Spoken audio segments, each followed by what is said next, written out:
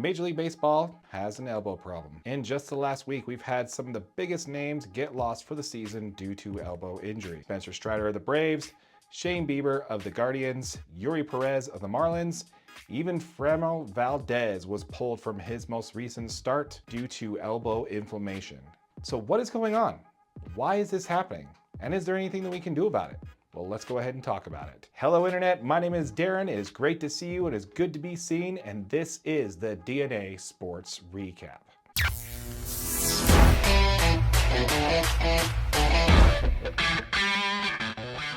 But first, before we jump into the epidemic, which is Major League Baseball pitchers' elbows tearing faster and more often than ever, if this is the type of video that you like, hit that like button, leave a comment down below, and smash that subscribe button. We are on the grind to 1,000 subscribers. Once we hit that, we're going to be giving the first $500 that we earn in AdSense revenue back to our subscribers. So make sure you're subscribed. If you have not yet, hit that notification bell. But again, not too hard because we don't want you blowing out your elbow. Over the past 10 years, not including this season and last, there has been 254 MLB pitchers that have gone down with Tommy John. That is an annual average of 25. Last season, we had 31. And this year, we're on pace to hit 52. Why is that? Why? What is the reason behind this ever-growing list of MLB players dropping like flies? Well, there seems to be 5 main reasons for the recent flooding of Tommy John candidates, starting with number 1, the pitch clock.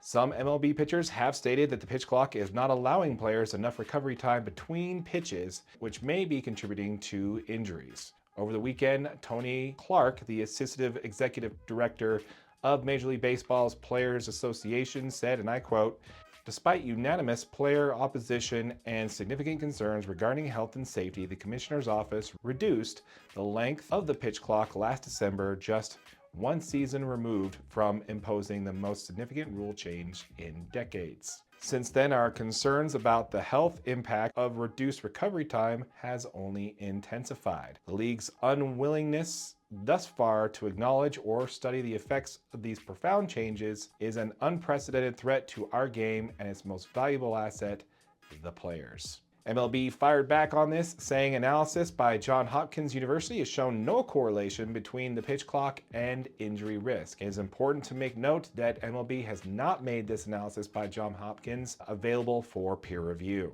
Number 2, velocity. The average fastball has gone up across baseball slowly but steadily ever since the StatCast era started back in 2015, increasing from 92.6 miles per hour to now over 94 miles per hour, and that is only taking into account the first month of the season, which is April. That's just the average. It seems every year we have a new pitcher who can throw over 100 miles an hour. So is it velo? Is it simply just trying to throw the ball harder and faster? The reason for the recent surge of Tommy John cases. Number 3, spin rate. In the same time frame, we've seen a big amount of attention being spent on spin rate, which has gone up over the same time frame, starting back in 2015, with the average revolutions per minute of 2,156, now up to 2,458 RPM in 2024. There was a noticeable drop back in 2022, but we'll get back to that in just a moment. Dr. Miser talks in great detail on foul territory. In an interview, he broke down why this is. Going into what scouts want, most scouts are looking for high velocity and high spin.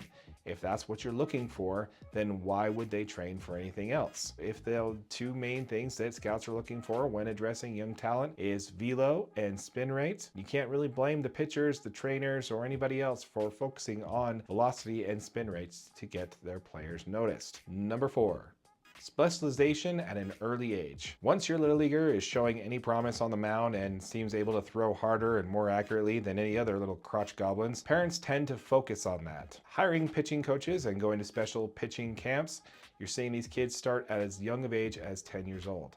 This is something even Justin Verlander has mentioned in a rehab assignment interview. He said, "I cannot turn on my Instagram account without seeing 10-year-olds trying to grip it and rip it as fast as they possibly can." We are seeing an increase of players at a very young age, even kids specializing specifically in baseball, and not just in baseball alone, but also focusing on pitching at a very, very young age, putting additional wear and tear on that elbow. And number 5, foreign substances. Back in June 21st, 2021, MLB started regularly checking pitchers for the use of sticky stuff, whether it be pine tar, spider tack, or even their team's own special concoction. Pitchers were using these substances as ways to increase grip and increase the spin rate. After the league started cracking down on these pitchers and they had to stop using them, basically cold turkey. Pitcher Tyler Glasnow specifically mentioned this on a reason for his injury and why he was shelved after re-injuring his elbow on the first start after they announced the crackdown. I can't go without mentioning the fact that we did see a drop in spin rates the following season after foreign substances were banned from baseball. So what is it? Is it the pitch clock? Is it velo? Is it spin rate? Or is it even the foreign substance ban? What do you think? Let us know in the comments down below. Is it one of these or is it all five? We want to hear from you. Let us know what you think is the reason for why all these pitchers are starting to drop and why we're seeing an increased rate of Tommy John candidates as the years go on. Now, I did mention at the beginning of the video that I may have a solution for this sticky stuff. Foreign substances were banned by Major League Baseball. They did start cracking down on foreign substances, checking pitchers regularly between each inning, making sure that there was no foreign substance being used during the games. I say probably the best way to do this, to alleviate these Tommy John issues, is to reintroduce foreign substances. Have something that the league has approved to allow these players to not have to grip the ball nearly as hard. That seems to be the biggest candidate for why these arms are blowing out. With baseball changing the ball from the juice ball era back in 2018, 2019 to what we're seeing now, there's a lot of changes to the ball. If instead of juicing the ball, we just allow pitchers to do something to have a better grip on that ball, so when they do try to throw it, they're not having to grab it harder to max out their velo or to get that increased spin.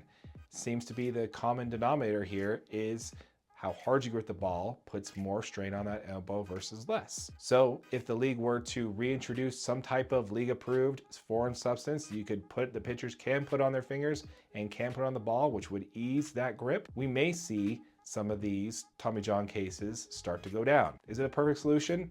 Maybe not. Probably not. But one thing is for sure, me as a diehard baseball fan, one of the key things I look for when it comes to picking a game to watch that isn't my team that I follow and watch every single game is the starting pitching matchup. And if all these top starters start to continue to drop like they are now, there's not going to be many top names that are going to cause me to want to click on a game that of a team I'm not following and tune in. And if you can't get the diehards and the casuals, how are you going to get more people watching your sport? And once again, folks, we want to hear from you. Let us know in the comments down below what you think of this. Please feel free to leave us a comment on, if we missed anything, if you see anything in regards to how to fix this increased epidemic on Tommy John. We'd love to hear from you. Once again, we are on the grind to 1,000 subscribers, so make sure you hit that subscribe button, hit that notification bell. Once we hit 1,000 subscribers, we're going to get the first $500 that we earn in AdSense revenue back to our subscribers. So make sure you hit that notification bell. Go ahead and smash that like button if you like this video. Once again, my name is Darren, and this is the DNA Sports Recap. We'll see you next time.